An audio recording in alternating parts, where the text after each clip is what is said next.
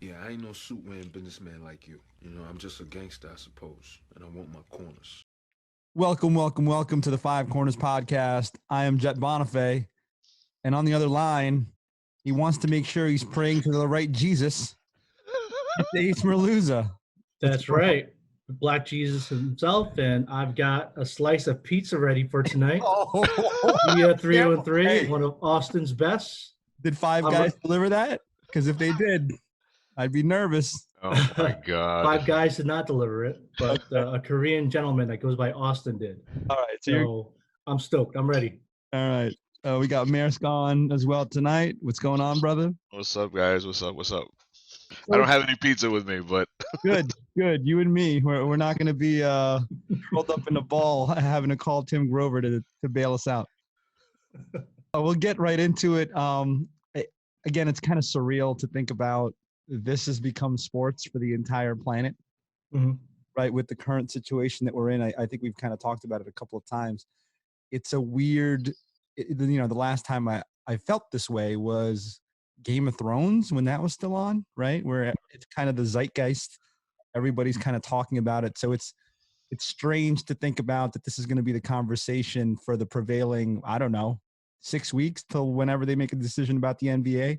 So I think these two episodes, they definitely, at the very least, hit it out of the park. But I think they're trying to make it a conversation piece for at least as long as the next set of real sports are supposed to get outlined and taken care of. So I thought it was interesting that they started off with the Reggie Michael story, with that Reggie Michael brawl from 1993, and then parlayed that into the Pacers series. I think you had to have something, because we all know how the story ends, and you had to have some compelling things in there for us to talk about for a while. And I don't know if you want to get into that last, say, 10 minutes of episode 10, that possibly Phil didn't really close the door after they won 6. Supposedly Reinsdorf said, "Phil, would you like to come back?" yeah, And you earned it. yeah, he earned it. And then Phil said, "I think I'm going to take a break." And immediately the what if played. If Phil says yes, Michael's coming back, and then Pip's going to come back, and then maybe a good hunk of that championship core goes for 7. Now, as a Knick fan, that spoils the 99 run, but as a sports fan, 7 puts you in the stratosphere, like way out in the stratosphere. Yeah, you're in the Celtics range, right? You're in the Celtics range at that point, and Lakers, so to speak. But like 7 within the span of 9 years, that's Celtics range. And then I think if they went 7, and I think they win 7 in 99. If they Yeah. if they stick around 99, I don't know if you guys disagree, or I don't know what your thoughts are on that, but I think they win 7. Had that team stuck around in 99, because that's a lockout year. The competition in the East, barring that big run from the Knicks, isn't that great. And then you're facing a Spurs team that I don't think is equipped to handle the Bulls. Although they're great for that title run, but I don't think they're equipped to handle the weapons that the Bulls would still have at that point. I don't know what you guys think about that. Tim Duncan would have cooked Dennis Rodman. He was a shell of himself. He was distracted. Tim Duncan would have been like killing Dennis Rodman, and they would have no answer for him. Yeah, I think to the same token, though, I think it's it's Popovich versus Phil Jackson, right? So this is exactly what ESPN wants to do to us, right? This is perfect programming. To Maersk's point, right, Ace? So from your standpoint, what were you thinking about that whole process of them trying to instigate this what if scenario towards the latter part? I don't care what it means for sports fans. I do care for what it meant for Knicks fans, because the '99 season was probably the last shining moment that we could hang our hat on, Oh my because it was 20 plus years of nothing but mediocrity after that. So God. No. I could care less about what 7 means for sports fans and whatever else. I just don't. Sorry. So are you resigned to the fact that if he did stay in the league and that core of that team stayed together? I mean, it sounds like you're resigned to it, Ace, that if they would have stayed, that the Knicks wouldn't have made that run. They probably wouldn't. They'd probably be matched up versus the Bulls, and there would be no lucky bounce to excite and enthrall the Knicks fan base and that team. And you probably wouldn't have made the playoffs. I mean, that season was a roller coaster ride. I mean, they were backing up the truck like halfway through, fired Grunfeld. But we're talking about the Last Dance here, so No, no, that's neither here nor there. Yeah, but I think it's a great point that you bring up, right? This is one of yeah, those things where it's everybody's waiting for Jordan to leave the league to right. get their shot at it. There was, and again, this episode kind of exemplified the confluence of the greatest player ever with, a mind as sharp as Michael Jordan's, a generational coach in Phil Jackson, probably the only guy that could have melded all of those personalities together.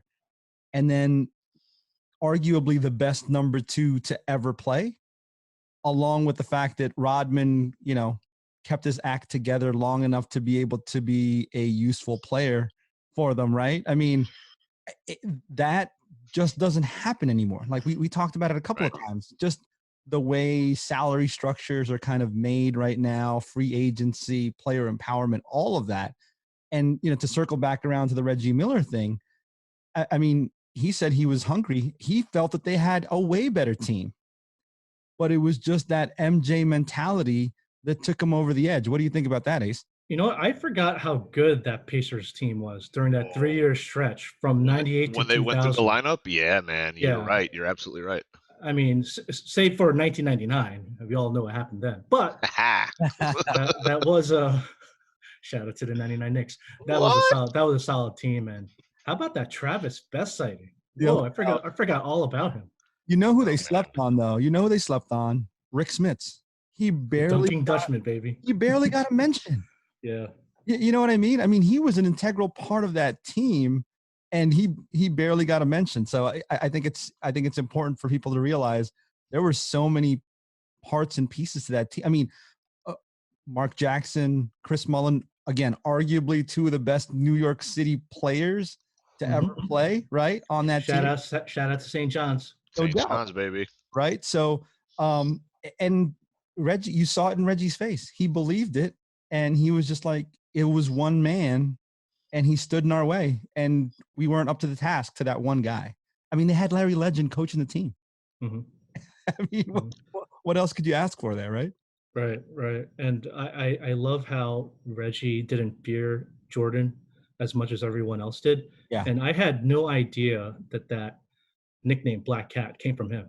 I mean, I've heard it thrown around before, but I never knew the origin of it. So that was kind of cool to hear about. What about, and again, this goes back to just like the ego of some of these guys. Michael Jordan referring to himself as Black Jesus. Well, again, so that was what, a preseason game in where it's Reggie's rookie year is '87. Yeah.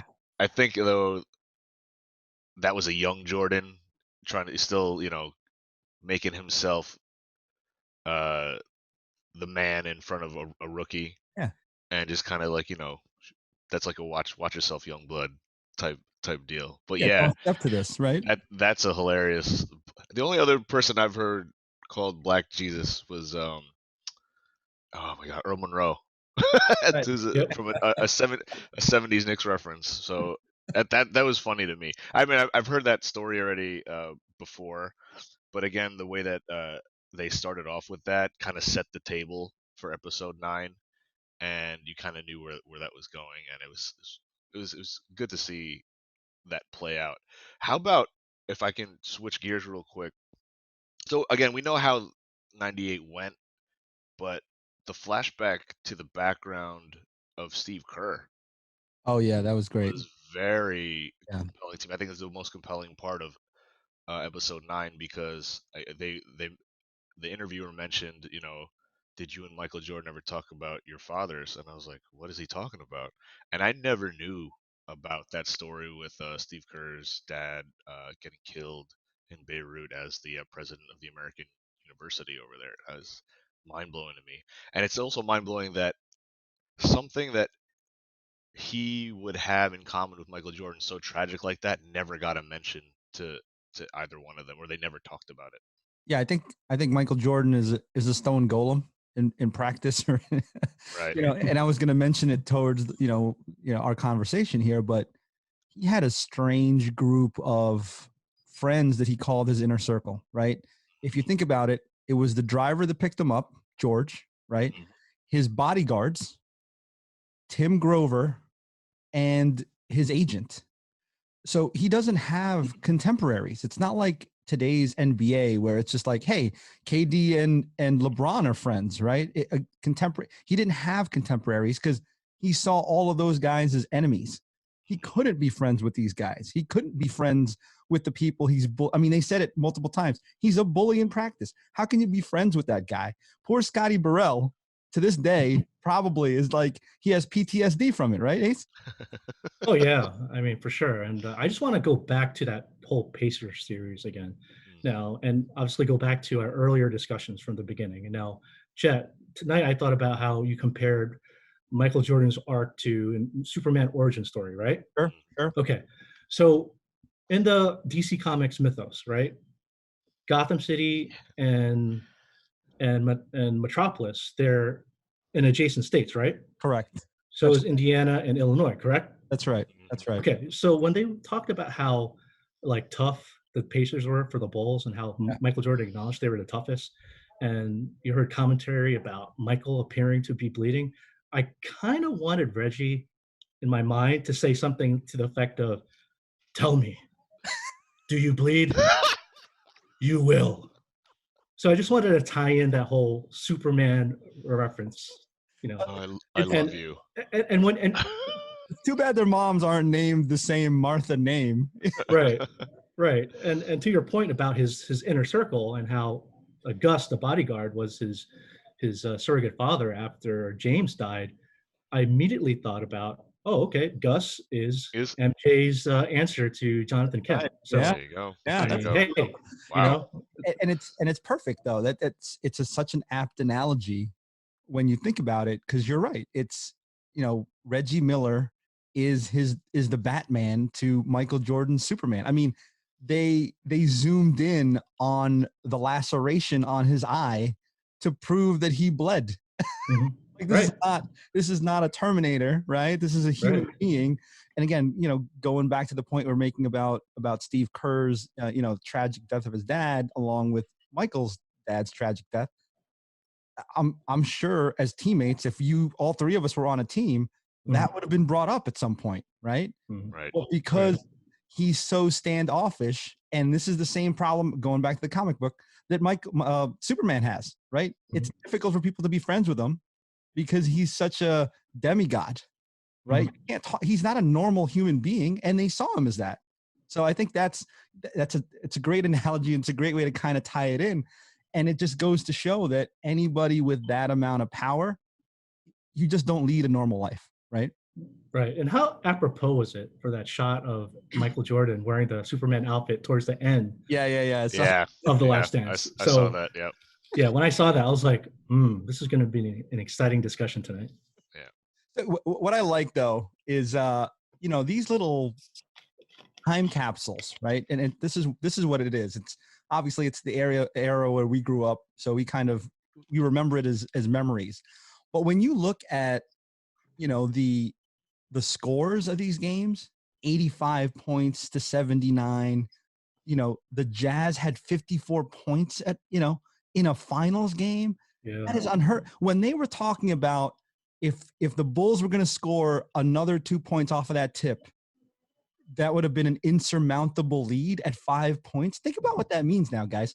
The Golden State Warriors can be down by 30, and everybody's like, "Oh, they'll be back." Oh man. Yep.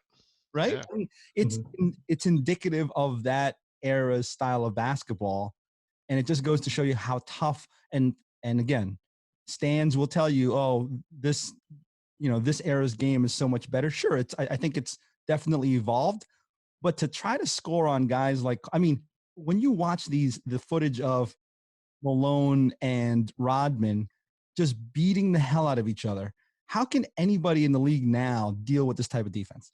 They can't. They get thrown out. Yeah. I mean, the rules have changed so much since then. Shaq is a big part of that. I don't know how you could defend today's players now. Back then, I mean, the schemes are so much different because they allow PNRs now. Everything is about like get out, run a PNR. Have your two wing guys like stand by the baselines, wait for a kick out, and repeat. I think the prototype of Reggie Miller was the reason why they were able to come back in those games, right, Maersk? Yeah, I mean, so if you're comparing eras, I mean, yeah, today's era is a heck of a lot more exciting than back then because you've got a lot exciting offensive players. But I think the level of competition and the level of skill players back then, especially role players that actually did their role correctly, added to the strategic level of basketball back then. Because there's a point where you see where the game could be going in Reggie Miller to where it is now. Right. But there's something to be said of the intensity, the competition of a Bulls Knicks series, a Bulls Jazz series, or just any series involving basically all the teams in the East. The East brand of basketball back then was very much a beat 'em up bully style, and it was just more. For me, it was more visceral, and just like more. There's a competitive nature there that you really don't see today. You see a lot more exciting plays today, but the brand of basketball back then just was proved your mental toughness as well as your physical toughness as well as how good you really were. Whereas now the defense in today's league leaves a lot more to be desired because you're not really because offense has been tailored to, like Ace said, dribble in, kick out on the wing, dribble in, kick out. It's all rinse repeat, and it's exciting to see the shots go in, especially from the Warriors' perspective. But it's more, I don't know, it gets boring after a while for me. Well, so I think I can encapsulate that in one word, right? It's intensity. I think 90s brand basketball had a level of intensity, obviously from watching it, but also the intensity of the crowds. I don't remember. And I've been to games now in this era, right? Obviously, with my 8-year-old, bringing him to Knicks games, and again, the Knicks are mediocre at best, so it's not a good barometer. But because these stadiums now have become so cavernous, they've had to accommodate so many people, so many boxes. It doesn't have that same claustrophobia that like Market Square Arena, even the Utah Jazz, the old Chicago Stadium, it doesn't have that same feeling. Like, you guys have been to Barclays, right? You can't tell that there's a crowd there. It's so dark. You can't see people. I think there's an intensity level that comes along with obviously that brand of basketball, but I think the rabid nature of fans, there was definitely a lot less casual basketball fans in the 90s than there are now, obviously because of social media and the ability for people to kind of check out Instagram and pick out players. You had to know who you were rooting for, and you normally rooted for the team, not the player. So you don't have many people that are just rooting for Giannis, right? You're rooting for the whole Chicago Bulls team, and I think that's the big difference. What do you think, Ace? Yeah, I mean, back then, fans were more passionate, teams were more competitive. The AAU culture has yet to have permeated the league, which fosters that friendly warfare within today's NBA. And guys flat out hated each other. So that kind of fed into that intensity you spoke of. And you just don't see that anymore, like yearly rivalries. I'd love to see that again, but it's just not going to be the same because of everyone's past relationships with each other. And if you go right around the league, everyone has some sort of relationship somehow. I mean, they're all boys. Back then, it wasn't like that. And I think for me the example of that was the Byron Russell story, right? Michael Jordan was talking about, they were visiting a practice or whatever the case may be, and a rookie Byron Russell came up to him and was like, "Why'd you leave the league?" No, he said, why'd you quit? Why'd you? That's a little more cutting. That's from Michael's perspective. That's a great point. But here we go again, right? People know, and we've said it many times on this pod, they keep poking the bear. Yeah. And, Michael Jordan just hold on, let me just take that one mental note. Who are you? What's your name? I got you, fam. Right? He's like Arya Stark.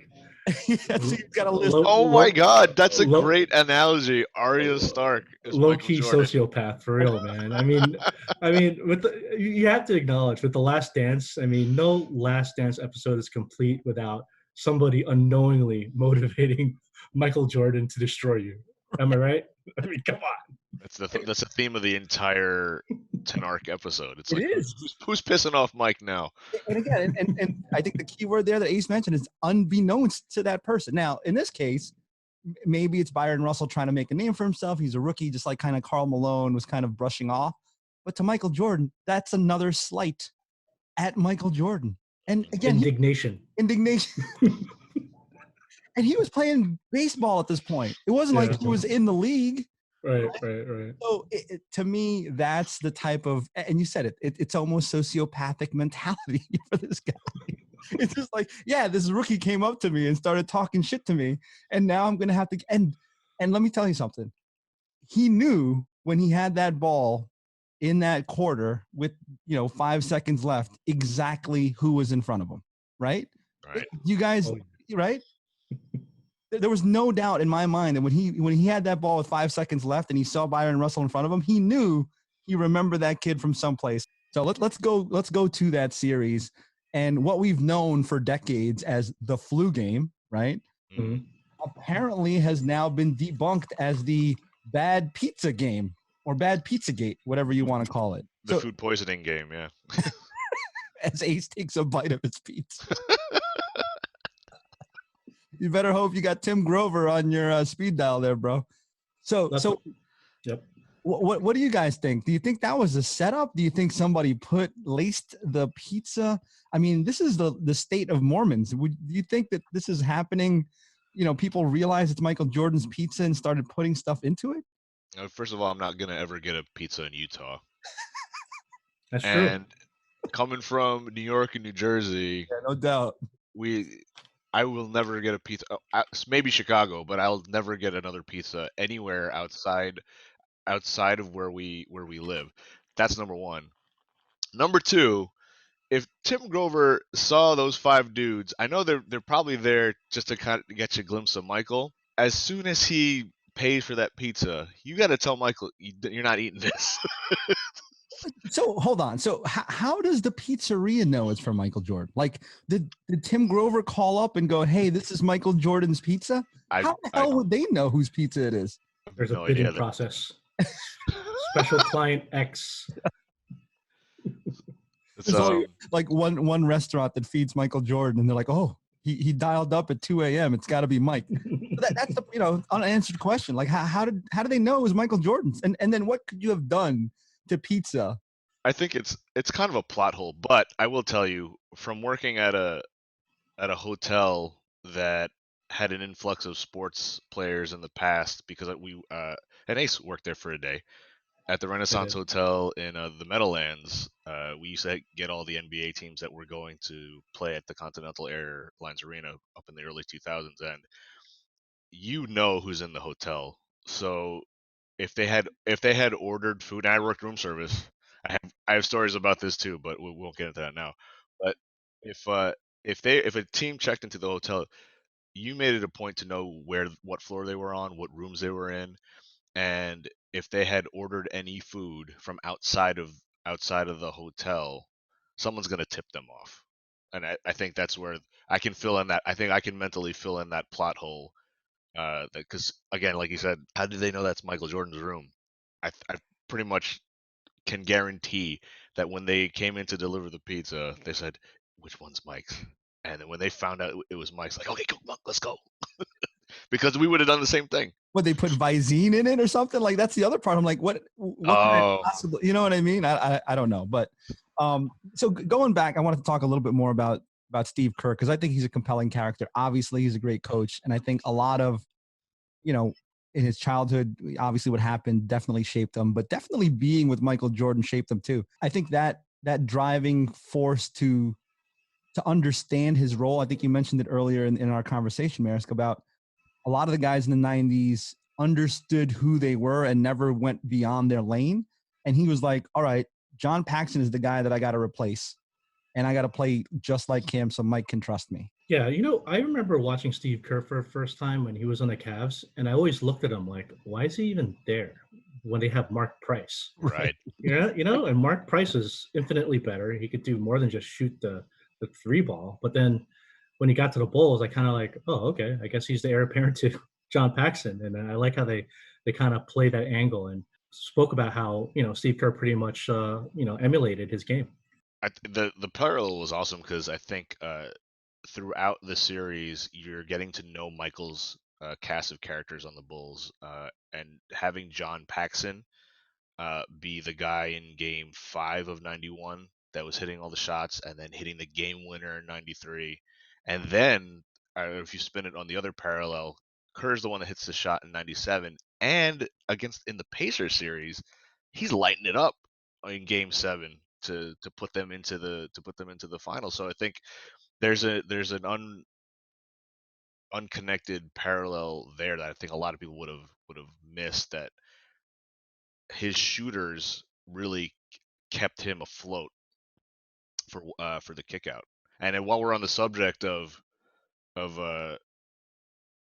unheralded white point guards from the 80s and 90s, how about that John Stockton? Let me tell you, he reminds me of every old Filipino basketball player I've ever played with. Did you see the chicken wing come out on that slow-mo? Like, most cats don't realize it, right? That little chicken wing. I mean, think about how it's a Lincoln Park chicken wing. That's what I'm saying. Like, if you compare him to prototypical point guards, we mentioned Travis Best. It was moving towards faster, quicker guys. This guy led the NBA in steals. And he was not the most athletic guy, certainly not the fastest, right? But he could, I tried to model a lot of my game after him because I'm like, okay, I'm never going to be able to jump high enough to dunk. I can't cross people over this quickly. But he was just so effective. And you're right. I think those were the days when the skill kind of defined who you were as opposed to the athleticism, right? Yeah, well, that was my point. Yeah, it's exactly my point earlier, because John Stockton's you're not going to see in today's game. You have to be really skilled fundamentally and mentally sharp to know where you are and where everybody is on the floor. And I think the athleticism of today's game really masks everyone's deficiencies in their fundamentals of basketball. And if you look at, and this is coming from coaching kids games and watching also women's basketball, it's different because people are relying on skill rather than athleticism. Right. Yeah, and I think there's a reason why we have yet to hear about a point guard on the come up compared to John Stockton. I think that's a testament to his greatness, how fundamentally sound he is, and no one really talks about how incredibly durable he was. I mean, that guy hardly missed a game. Right. So, hats off to John Stockton. I don't think he gets enough credit where credit is due. He's truly the all-time great and truly one of the league's greatest Ironmen. And it's funny we mentioned this, right? On that exact same team is another guy. If you were to see him in like a superstore, a supermarket or whatever, Jeff Hornacek, you'd be like, that guy's not a basketball player. That guy's like a, dad bod dude, but another, lethal scorer for somebody who's markedly unathletic. I mean, relative athleticism, right? This is not some guy who's going to jump over people. He's not Baron Davis. He's not Steve Francis, but incredible. I mean, he was being guarded by Scottie Pippen and he was dropping 20s. I mean, think about that, guys. Jeff Hornacek for pound for pound is probably one of the better scorers at that athleticism level. So going back to Maresk's point about skill, I think a lot of it is driven by that. The other part too is I think they're tougher. And the word on the street is that John Stockton's a dirty player. I think that's part of the 90s game, right? And I mentioned the chicken wing earlier. I think because you're not as athletic, that's the way you get an advantage on a defender, is by doing those subtle things that no other, and no referee at least would be able to see and catch during a game. that's basketball skill and that's basketball savvy. If you've played in any Filipino league in Jersey City that has an age range of 20 to 50, the older guys are going to try to slow you down with the physicality, but that's how they're going to get by. And in most cases, if you're the young cat that's not tough enough to fight through that without complaining, you're going to lose, bro. Right. They're gonna frustrate you. Yep. So let's go back to the bad pizza game. I've had food poisoning before. I don't know if you guys have. Definitely. So I've, in the hospital, I could barely move, right? For this guy to score 38 points is an ungodly feat of athleticism. Going back to, there are some guys that are built to be athletic. I mean, just to think about what you would have to do to just get up and walk when you have food poisoning, let alone play. What did he play? 38 minutes, I think, during that game. 44 minutes. Like I took a time to write it down. 44 minutes with food poisoning, 38 points. Unbelievable. Right. You're almost more amazed now that you know that it's food poisoning, because I've been able to do stuff when I've had the flu. I felt bad, but I've been able to move. So when people said, okay, it's the flu game, that made sense. But now when they're saying that it's food poisoning, that's a completely different level. You're doubled over, like what Grover was saying. He was doubled over on the floor in writhing in pain. I mean, I can only imagine. I mean, Ace, you have any parallels from your side? Any thoughts on that one? No, but the way they described how he was before the game, I'm surprised he even made it to the arena. I mean, curled up into a ball, shaking, hooked up to an IV, looking chalky white. I mean, how is he supposed to function? Yeah. So First of all, Bill Wennington calling anybody chalky white is kind of hilarious to me. amazing. True. Right? I thought that was pretty hilarious. What I also remember about the subsequent series was that Scottie Pippen back problem, because obviously I'm a Bulls fan, so I remember Right. him dunking and him immediately landing and hobbling around. Right, so same thing. I've had a back spasm, pulled muscle in my back. Again, trying to walk, almost impossible. Just the level of athleticism. I don't know if they shot him up with painkillers. It doesn't look like that because he was still hobbling, but to be able to play that caliber of basketball with that amount of pain, to me, and again, is unreal. And again, a testament to the toughness of these guys, right? Right. And there's another big game Scottie Pippen was hurt for. Can you imagine? Like Yeah, it's that's true. If they didn't win he's that one. how many games has he been big games has he not had? Like he's had a migraine, he's sat out because he was pissed, and now there's a back issue. Like this whole series is also kind of, I think, exposing a lot of things that we hadn't realized at that point. But luckily, there's a triumphant ending. But can you imagine if they all went south? You're gonna blame I think the Bulls not being at full strength to them potentially losing those titles. And I think it was more of a testament to how great Michael was, because everybody's talking about Michael had Scotty, Michael had Horace, and Michael had Rodman. But again, the flip side of that is they had Michael, Right. right? I don't think The there's human eraser. yeah, exactly.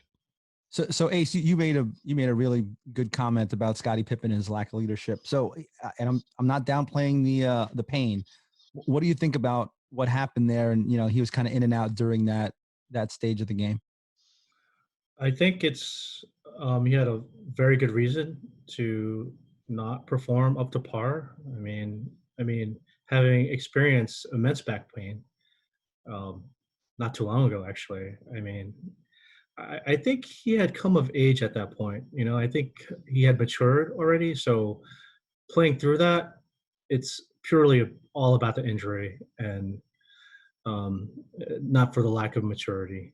But I think he truly tried to rough it out and perform for his team despite of the bad back. So what do you guys think about if Michael Jordan was not on that team? Would Scottie Pippen have even come back out of the locker room? Yes. Okay, Maris, what about you? I mean, it's tough to say. I think if he's the lone wolf and the leader of that team, if he doesn't come out at that point in time of his career, you know that's going to be his legacy, is that he was soft. But I think he proved himself otherwise. Because I think for him to make the effort, because if you pull your back, like you said, that's excruciating pain. To do everything you can, it's a game 6, Right. not a game 7. Yeah. It's not necessarily do or die, because you could still play the next game. But I think the mentality of just sticking it out to potentially end it there, I think that is more of a testament to Pippen's toughness. And to add to my one-word answer, I think if Bill Cartwright wasn't on the bench as a coach, he probably would have gone out. Actually, no, he would have came out. But the fact that Bill Cartwright was on the bench Hmm. as a coach just kind of solidifies my stance that Pip would come out and play, because Bill Cartwright was a big part of that post-game locker room meeting after Pip sat out. So I look at Bill as being like one of the guiding forces in the locker room, as like the coach that used to run with them. Yep. The other thing that surprised me, or at least changed my perception, was the profile of Dennis Rodman, right? We all, at least I kind of thought of him as a joke of a player, because of all the antics that surrounded him. But this series kind of gave me an appreciation for the way this guy, he's not always professional. Let's put that out front. I think that's missing practices, going on benders in Vegas, definitely not professional, right? But the fact that he can compartmentalize it and then still come out and get 20 rebounds after, hanging out with Carmen Electra. By the way, any appearance by Carmen Electra, I think at this point is a solid plus for any series. But the fact that he's able to do that, come back and still, and again, I think it had a lot to do with Jackson's relationship with him and understanding that, Dennis is wild and free and he needs to handle him that way. I think that definitely played a role in Dennis being able to do exactly that, which is do what he has to do, be on NWO with Hulk Hogan. Ace, I'm sure you have thoughts. Wee! But yeah, I think it gave me a new appreciation for Dennis Rodman. What do you guys think? Hey, you forgot about someone, Jet. You mentioned Carmen Electra. I mean, we've seen her before. I mean, how about the shout out to Willow Bay, huh? Yes, yes, Oh, yes, Shout yes. out to Willow Bay. She was looking fine. No doubt. For how long ago Inside Stuff was that started in 91? Oh my God. And that's been 29 years. She doesn't look like she's aged 10 years. I was like, huh. And I'm going to tell you right now, that show, I know it's a tangent, but easily still my favorite lifestyle NBA show. Right. It did a great job of like giving you a profile before we had Instagram, before we had social media, a profile on the lives of these players. And that was the only way you got to know them, through Ahmad Rashad and Willow Bay. And it was awesome. And nothing compares to that show Nothing. now. Nothing. Nothing at all. Not even close, right? Not even close. Mhm. So let's get back to Robin. What do you think, Ace? That stint with the NWO and Hulk Hogan. Give me some thoughts. I totally forgot about it, but when I saw Hollywood Hulk Hogan come out strumming his NWO belt like a guitar, I lost it. I was dying, and I'm like, "Holy cow!" I totally forgot that was during the 1998 NBA Finals, and you see Diamond Dallas Page. Shout out to Johnny Days, by the way, who taught me the diamond cutter. Shout out to St. Peter's Prep class of 1998. You already know. That's Nice. right. But to Nice. see DDP get hit by a chair shot from Hollywood Hogan and Dennis Rodman was pretty awesome, and how Hollywood Hogan addressed him as Broadzilla, and how he commented about you could miss better things than practice. So, While being surrounded by wrestling Women. bots. Yeah. yeah, Oh exactly. my God.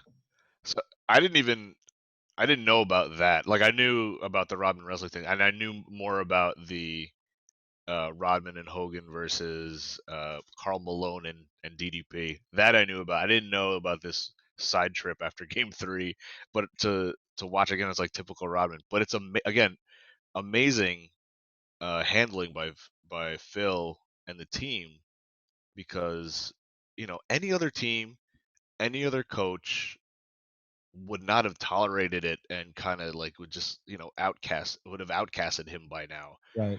And the foresight of Phil and the Bulls to kind of let him be and see if he responds to the way that we're treating him, and Rodman delivers every single freaking time. Right. He does. And I misquoted Hollywood Hogan. So I apologize to Hollywood. He did say some things are worth missing practice for. And I absolutely loved how Hollywood Hulk Hogan provided his own sports commentary and telling Rodzilla that he loves the way he threw Malone around like a dish rag. He compared a 6'9", 275-pound truck to a dish rag. I mean, how hilarious is that? I loved it. I loved it. And I want to touch on something that Maris said. The fact that the Bulls organization, I mean, that scene where the media director was frantically trying to shuffle him out of the arena, away from the media, tells you a lot, to the exact point that you were saying, Maris, about getting him, you know, the right and the wrong exposure. They were like, well, there's 300 guys here. There's no need for them to be asking Dennis about this. We already know what happened. It's been dealt with. Let's go find an alternate way out. And I love seeing like out of shape, like camera guys trying to chase like an NBA athlete up the steps, like they're going to catch up to him or something. Shame. Shame, shame, shame. Shame. Shame. Shame.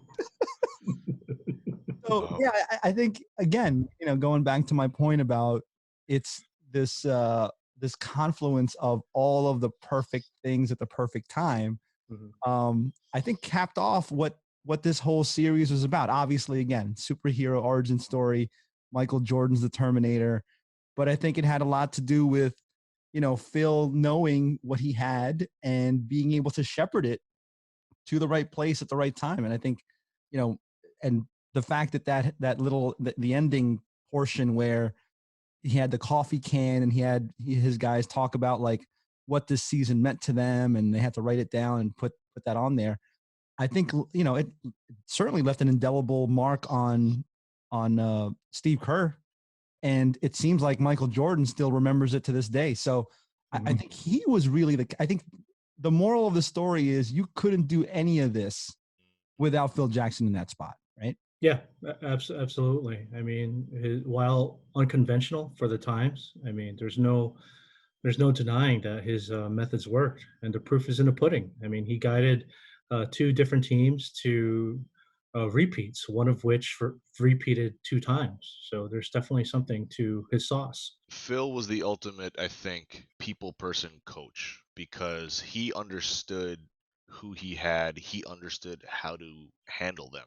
And you even saw that when he moved on to the Lakers, which is a big reason why they were able to three-peat. Like, going back to Ace's reference, it's a testament to that if you know your players, not just X's and O's, but you know how to relate to your players, that's how you're gonna get the most out of them.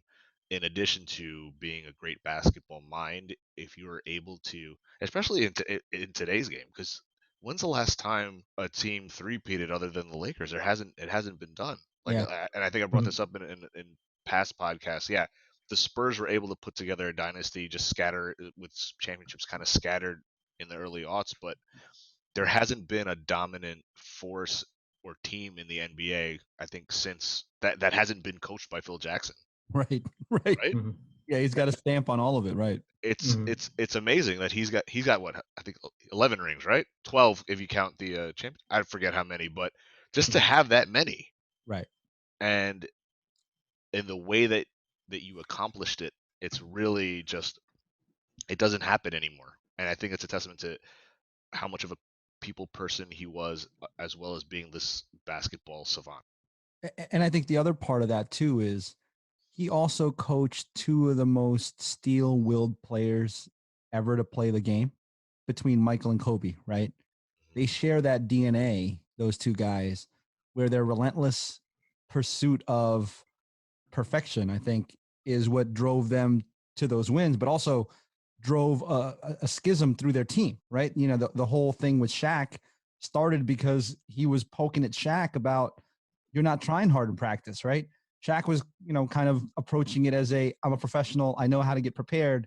And Kobe was just like, no, you need to have an obsessive, almost sociopathic, to Ace's term, approach to the game.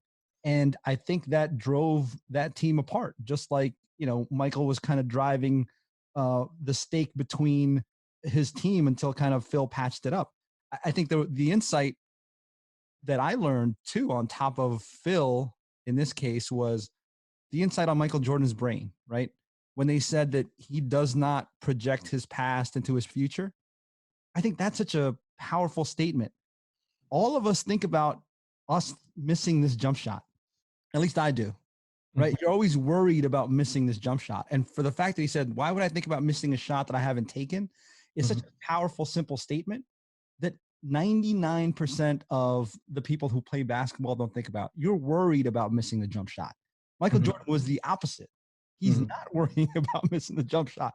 And I think that matched along with his athleticism, I think created this superhuman basketball player. I think as a basketball player in my own right, I think there's points in the game or there's points in a series where you're in the zone, right, and where that confidence is just oozing out of you. Shooting, right. If you've ever been in the zone, you'll anybody that's gonna watch or listen to this podcast, if you've ever been in the zone, that's an amazing feeling to have.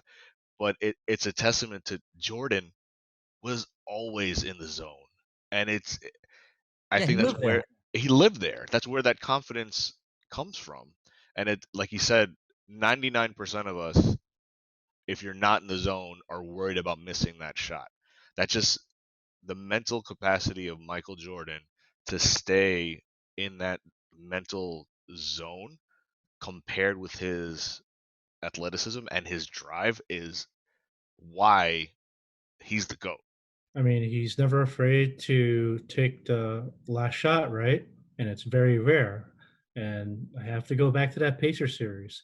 I totally forgot. Hell, I don't even remember him attempting and in turn missing a last second shot versus the Pacers. So that was pretty incredible to see. The fact that Reggie Miller was resigned, that was going in, tells you all you need to know about how everybody believed that he was going to take those games. Right. When you have 1 second left, everybody's like, okay, the likelihood of him not making this is generally low. But when you gave it into the hands of Michael Jordan, that equation totally shifts, right? And the outcome is like, oh God, he's going to make it, and you're surprised when he doesn't. Right. And the last two episodes have shown that twice, because not only was that double clutch rim out shot in Indiana one that he missed, he also missed one against the Jazz. Yeah, with 1 second left. With 1 second left. I mean, it was nowhere close, but he still had a chance. And like we said before in the earlier podcast, if Michael Jordan has the ball, there's a chance you're still going to lose. Right. And that's what defines him, right? Yep. Yeah, and I think it was Jalen Rose who talked about, look at the camera panning into Larry Bird's face. He wasn't celebrating Reggie hitting that curl and made a three-pointer because he knew 1 second is a lifetime. And did anyone find it interesting that in the beginning of The Last Dance and during one of Michael Jordan's pivotal moments in his career that ultimately propelled him to stardom in scoring 63 against the 86 Celtics, and Larry Bird went out and said, or I don't know the exact words, but he compared him to God, right? And now he wound up coaching against Michael, leading the team that was ultimately Michael's and the Bulls' toughest matchup. I found that pretty awesome to see. And like you said, Ace, game recognized game, I think is the best way to put it, right? Yeah. Larry Legend has ended a lot of games himself. So he knows what it takes. So to the point you're making, the second he knew, he's like, oh, there's still 0.7 left on this clock. Larry Bird is a G because no doubt. Who else could tell Larry Bird that he's a B and then go and walk away and Larry just walked away and took it like a man. Yeah. And then on top of that, he goes, Now you have more time to play. Michael says to him, "Yeah, now you got more time to go play golf." And I he would have walked turned away around and he walked away. after That's he kicked his such a ass in G. basketball. You know what I mean? So, Hmm. and again, Such a G. it goes back to everybody knows the pecking order once Jordan was around. Hmm. It's to me, guys, it's unassailable. You know, these arguments about who the GOAT is and who the GOAT is not, it is absolutely unassailable because you don't have LeBrons without Michael, first and foremost. But secondly, the mentality of these guys is nowhere near as sharp as even guys like Isaiah Thomas. You know, to me, I laugh because I see these ESPN top 100 lists all the time. Oh my God. And then I see like Giannis on there or Luca or Trey Young, and it makes me. And again, it sure recency bias, but people are forgetting how, like you said earlier, Maris, how skilled these players are. Right, guys like Larry, guys like Magic. So to me, it's an affront to the game. And I get it. Talking heads need to do it to drum up content, but to even have a conversation about who the GOAT is, to me, this is an unassailable question. This is a moot point, and we're arguing it for the sake of argument. But the real answer is Michael Jordan will never be topped. Point Right. blank, period. And you can't question his motivation, right? And let's not forget the next and final member of the unknowingly motivating Michael Club, Carl the Mailman Malone, for simply having a great season and winning MVP. I mean, come on, Mike. Come on. But to side with Michael there Right. goes back to you get tired of Michael Jordan winning every year. Yeah. You could have realistically handed Michael Jordan the MVP every year that he was in the league, right? Right. The NBA knew they couldn't do that. Hmm. So it's almost by default that somebody else should win it when in reality it should be Michael Jordan every year. But Right. Right. but you're right. That's a slight too in his mind. Some indignation for Karl Malone to win MVP in the other conference. I think now that all 10 of these are done, obviously it makes me miss basketball a lot more, but it really makes me miss the basketball that we watched growing up, right? It's totally Yeah. a different brand of basketball. It's a different level of intensity. And I agree with Maris. The game now is much more entertaining, but I'm not as invested. Right. I can, and maybe it's Instagram, you can watch highlights. I'm just not as invested because it's not like I have a team per se, right? What do you guys think? No, you hit the nail on the head. I mean, the game is different. It's not as tense. I mean, granted, my team hasn't been competitive for years, and I kind of miss that stress. And I think the way the game was played back then kind of allowed for more stress because it was low scoring. Every position, every minute, every second counted towards the end game, and who ultimately won. Today, I mean, you're seeing teams put away like their opponents by the third quarter, with all these threes that they're throwing up. I miss the days where you could see two teams grind it out to the very end and utilize all avenues, inside out play instead of PNR, high PNR, kick it out to the point guard and the three guys shoot a three. And like you guys said, it's entertaining, but there's an element to it that I miss. And that's 90s basketball. Yeah, it's become this kind of hybrid of basketball and globetrotter basketball. It's you're waiting for the exciting play, and it's not about the matchups anymore. It's not about the competitions. It's about what flashy player we're gonna see next, and we got that earlier in the aughts when with the N1 basketball stuff, and that was cool for a really long time until it got tired. And I think now with the flashy ball handling, with the three pointers and everything like that, that's what the younger generation is looking at the moment, and not necessarily um, the skill of a fadeaway jumper, the skill of a hook shot, the skill of this, that, and the other thing. I think because they've found other things to get excited about, and I think now that the media and social media has hyped up those plays, and that's what people want to see. There's a lot of things that I'm not going to say are necessarily ruining the game of basketball, but it's changed it. I don't know if it's for the better, but competition wise, you don't really see any hard competition unless it's a late playoff series, like unless it's in a game 6 or a game 7. And it sucks because we never used to have to wait that long to see Right. good basketball. That's a great point. You know, I have every NBA League Pass every year, and if I watch 8, 9, 10 games a year, full blown, it's a lot, right? To your point about they know now that it's an 82 game schedule, and load management, everything that entails, like you said, Instagrammable highlights versus real, actual, grinded out basketball has kind of taken over, the landscape of what we know as basketball today. And I think you're right. It's definitely changing the way kids are playing it. And I can tell you for a fact that ball movement is not being taught, right? Moving without the ball is not being taught. It's becoming a lost art because, again, the 3 is the ultimate equalizer. If you can pull up 2 feet from inside, the half court line, your team has a shot. And the Alonzo Ball brothers kind of exemplify that. The Warriors team exemplify that, and it becomes almost game breaking, like a game breaking cheat, because you don't have to worry about inside out game anymore. You don't have to worry about collapsing defenses, swinging the ball, moving the ball. If you can get a shot up, and statistically 3 is more than 2, and if you can make more than 40% of them, you're in great shape to win any game. Right. And I just want to bring up the 2013 New York Knicks, the last Knicks team that made the playoffs. I think people forget that that season they led the league in 3-point field goals made and attempted.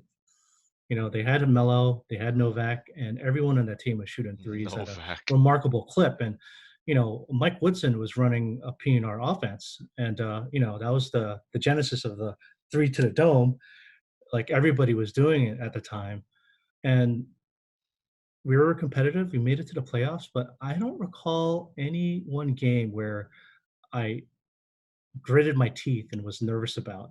Games were close, but the way the game was played, I knew if they were down like 5 to the Celtics in game 3, all it took was a hot streak from any combination of Priggs, Mello, or Steve Novak, or Optimus Cope, Chris Copeland, shout out, would quickly swing the game towards a win. You know, um, but You're forgetting that's J.R. my Smith pick. in that mix.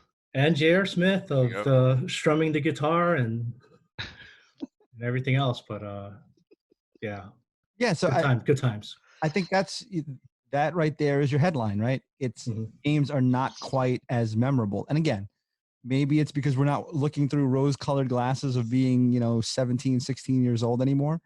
But I certainly see the difference. Like I said, my son is very active in AAU. It's a completely different ball game that's being taught. They're teaching them to pull up behind a 3-point line on a fast break instead of going for a layup on a 2-on-1, 3-on-2, right? It's all of those fundamentals are changing. And again, to tie it back around to this, I think it reminds people how intense and how fraught all of these games were because of the fact that these guys were going at it toe to toe every night. I don't think you can say that about today's NBA. I think guys take days off, take games off, take stretches off because they know it's a long season and they have to make a long career out of their own careers, right?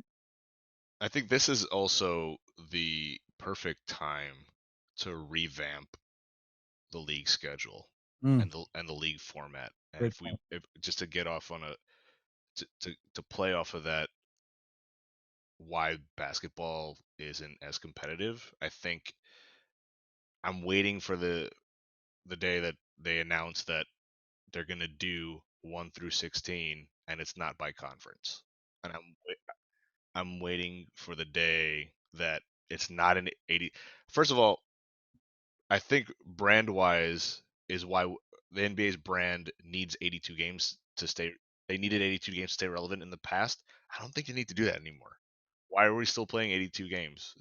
I think there's no point to play 82 games because one, like we said, the players are hip to it and they're going to load manage. Two, it's way too long of a season, I think, unless it's like football's 18 games is perfect. Baseball even I think is way long. It's 100 and some odd games. Again, for them to stay relevant, I think they need that many games. But soccer is the perfect, I think, segue the way that they have it. They have Premier League, they have this league, that league, and the other league in different seasons of the different tournaments and seasons of the year. I think that's where the the game now has to evolve to not only stay relevant for the players to stay hungry. Yeah, I mean, think about the intensity of an NCAA tournament versus, you know, Oh, right? I love this concept that someone said uh 8 through 12 should have a playoff for that 8th seed.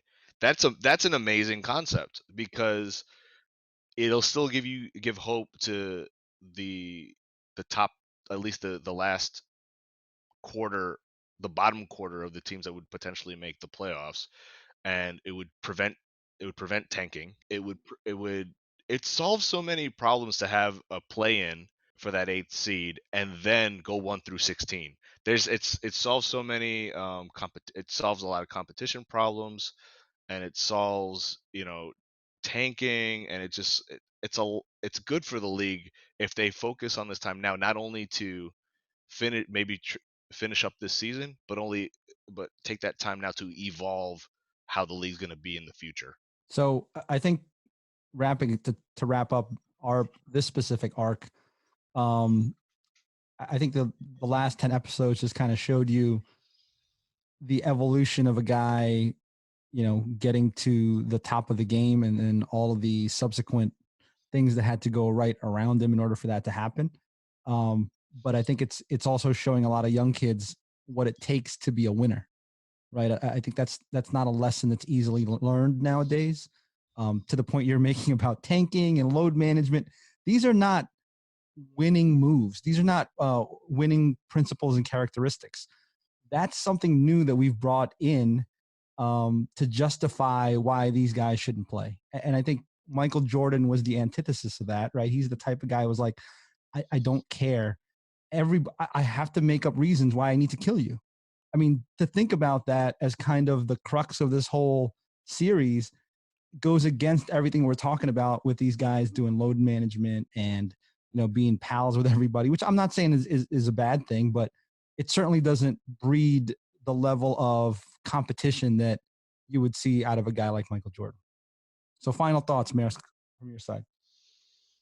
I think this is the best thing to happen to this generation media wise in a very long time, especially for the basketball generation. It shows how greatness was born and how it was bred and how the legacy of Michael Jordan, why it's still relevant today, not just in shoes, but why that brand and that legacy of his competitiveness, why he's the GOAT, and why all us old heads think he's still head and shoulders above LeBron and Kobe and everybody else that has come into the league in the last 30 years.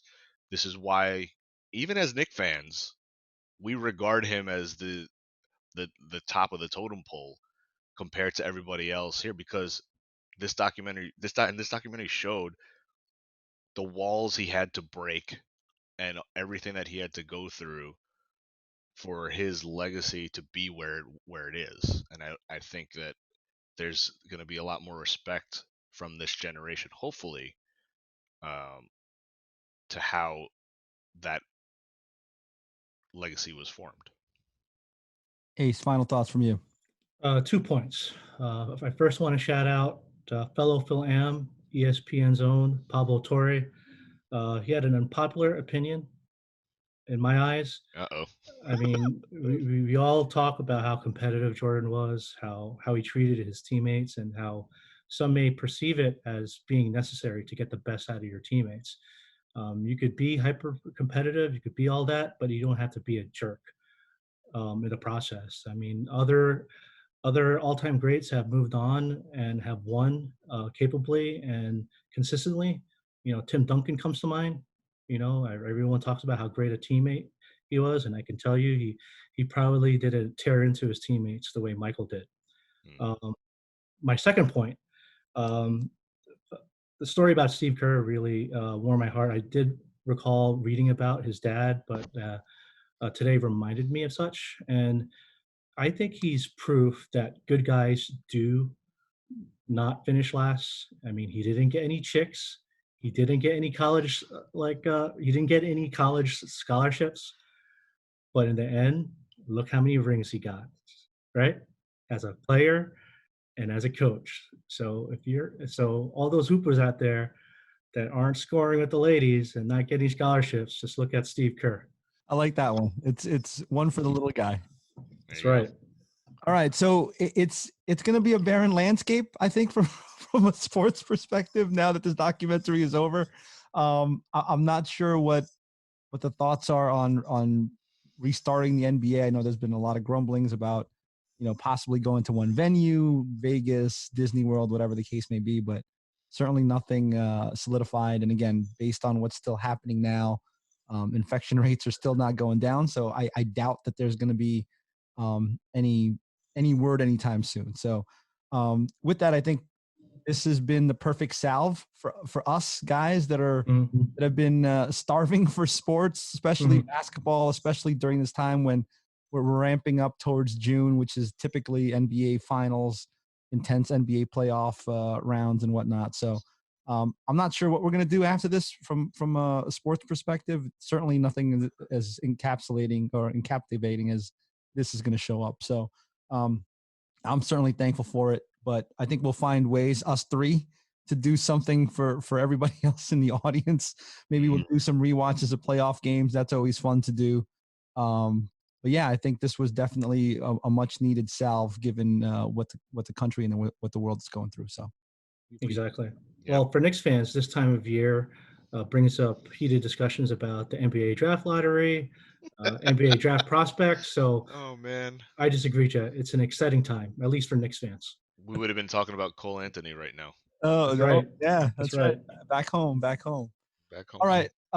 We appreciate everybody joining. Again, this has been great. It's been super fun, both to watch and kind of discuss. So we'll be on the lookout for all their content from us. I think we're trying to do something in the same vein here. So yeah, we hope that you check us out and continue to listen. We appreciate everybody joining. Thanks for watching. We appreciate you. Peace. Peace. Peace.